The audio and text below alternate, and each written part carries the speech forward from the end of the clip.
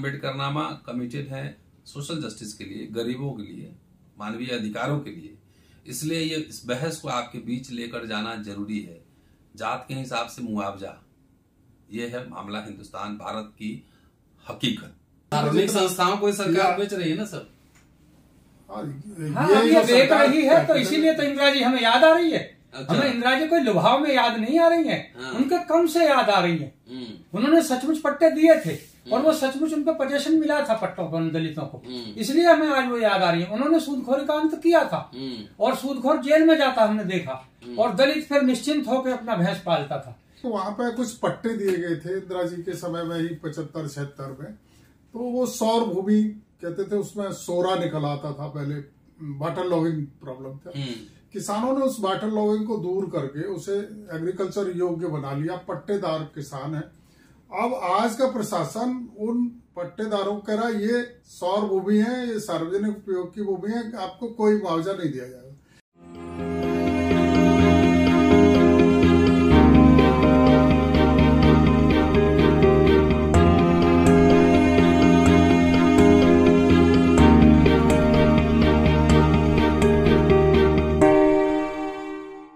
जिस देश में लाशों की कीमत भी जात देखकर लगाई जाती हो, उस देश का, उस मुल्क का क्या कहना। दोस्तों, रतनलाल बोल रहा हूं और आप देख रहे हैं अम्बेडकरनामा। पहले जो मैंने पहली पंक्तियां कही हैं उसको सब्सटेंशिएट कर देता हूं। मामला जम्मू कश्मीर का है। राजौरी में दलित परिवार के लोग शहीद हुए। कमिश्नर की ओर से 1 लाख रुपए और राज्यपाल वहां के मनोज सिन्हा की तरफ से 5 लाख रुपए का मुआवजा की घोषणा की गई। लेकिन वहीं सवर्ण शहीद हुए, राज्यपाल ने 10 लाख रुपए मुआवजे की घोषणा की। तो इसीलिए मैंने कहा कि जिस देश में, जिस मुल्क में लाशों की कीमत, शहीदों की कीमत जाति देखकर लगाई जाती हो, उस देश का क्या कहना। जी हां, देश में विकास हो रहा है, बहुत बड़े बड़े हाईवेज बन रहे हैं, रोड बन रहे हैं, फ्लाईओवर्स बन रहे हैं, बड़े बड़े पुल बन रहे हैं, एयरपोर्ट्स बन रहे हैं। अच्छा लगता है वो देखकर, उस पर चलने का पैसा भी लगता है। लेकिन वो किसके लिए, किसके कीमत पर, और उसका मुआवजा जब जमीन अधिग्रहण किया जाता है, चाहे हाईवे बनना हो, एयरपोर्ट बनना हो, रेल बिछना हो, तो जमीन अधिग्रहण किया जाता है तो उसका मुआवजा जो जमीन का मालिक होता है उसको तो मोटी रकम दी जाती है, लेकिन उससे जुड़े हुए जितने मजदूर, किसान, कारीगर, काम करने वाले लोग, उनको क्या मिलता है, कभी आपने सोचा है? सोचने की बात है। मामला है दिल्ली के बगल में जेवर एयरपोर्ट, भारत का बड़ा एयरपोर्ट बन रहा है। सुना है कि कार्गो एयरपोर्ट बन रहा है, दुनिया भर से माल आएंगे जाएंगे और सवारी भी शायद वहां से सफर करेंगे।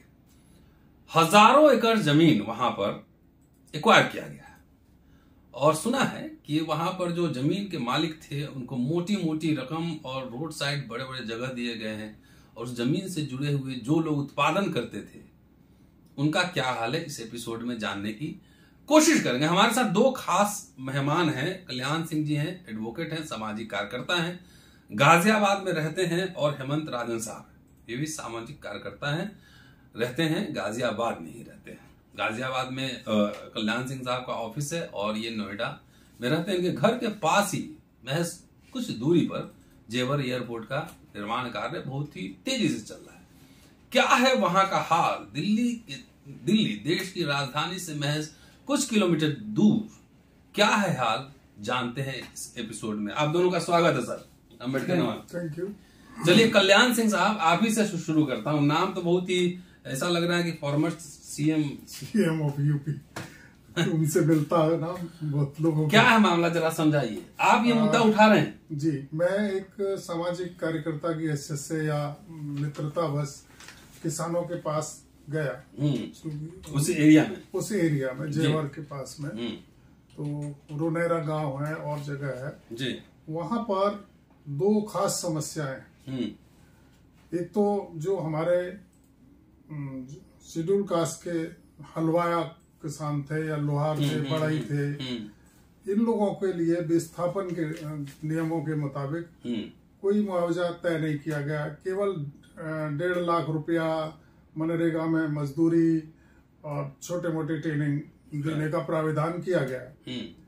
तो वो सफिशिएंट नहीं है, जबकि इन कंपैरिजन जो भूमिधर किसान है उसको 4 गुना मुआवजा बाजार रेट से दिया जा रहा है। 4 गुना? 4 गुना। अच्छा। तो वो करीब 30 लाख रुपए बीघा के हिसाब से पहुंचता है। राइट।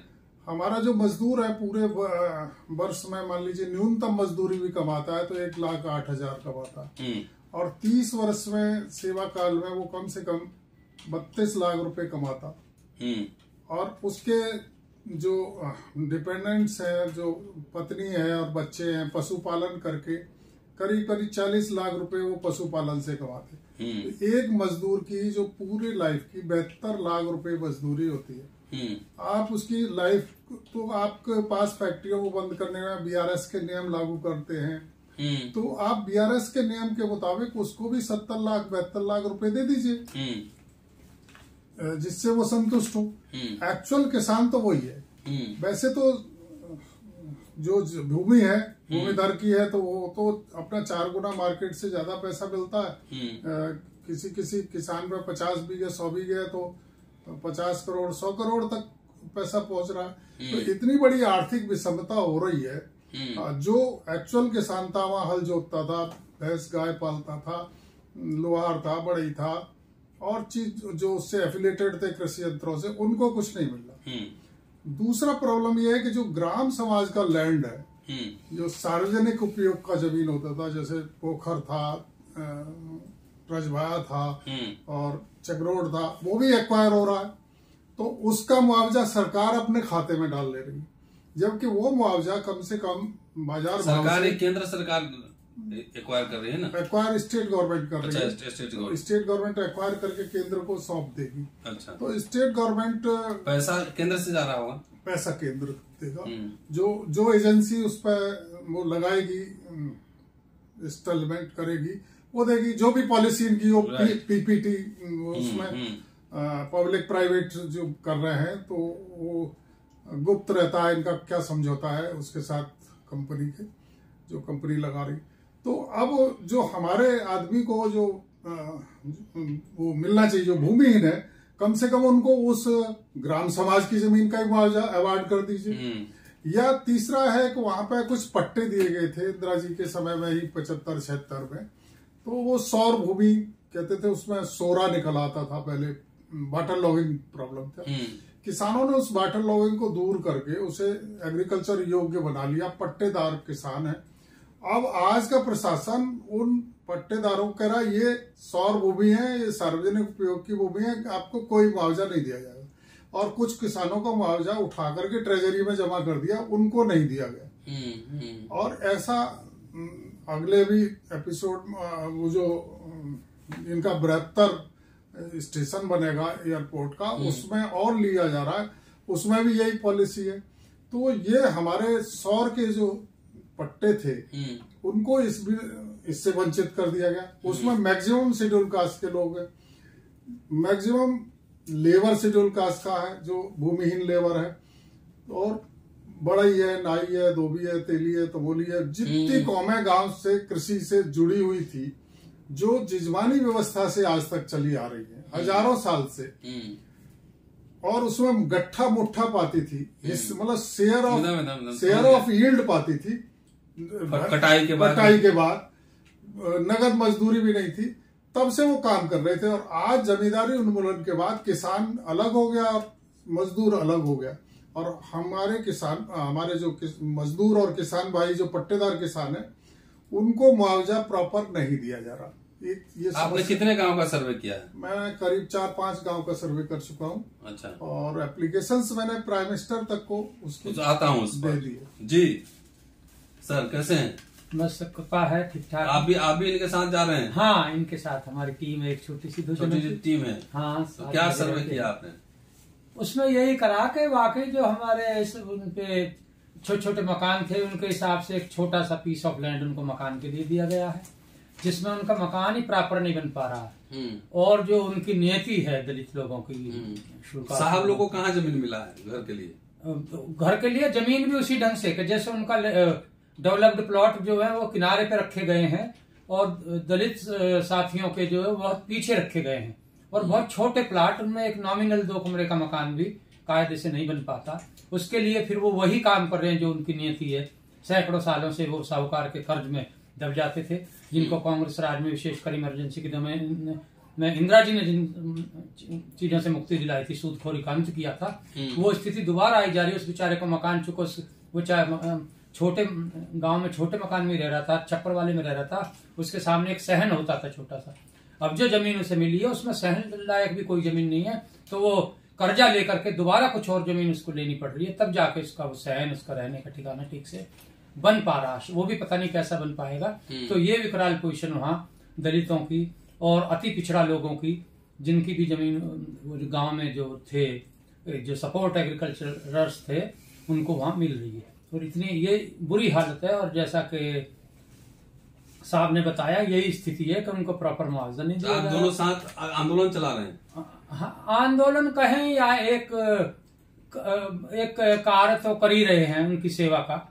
इसको 2 जनों का आंदोलन तो ना भी कहें तो, लेकिन दिलो जान से वो सेवा का कार्य कि कम से कम आगे का समाज तो ऐसा बने कि वो दलित को प्रॉपरली रोटी और मकान मिलता चला जाए। आप दोनों आदमी इंदिरा जी कह रहे हैं, उधर जो लोग सुनेगा बोलेगा कहीं कांग्रेस के तो एजेंट नहीं है हमारा।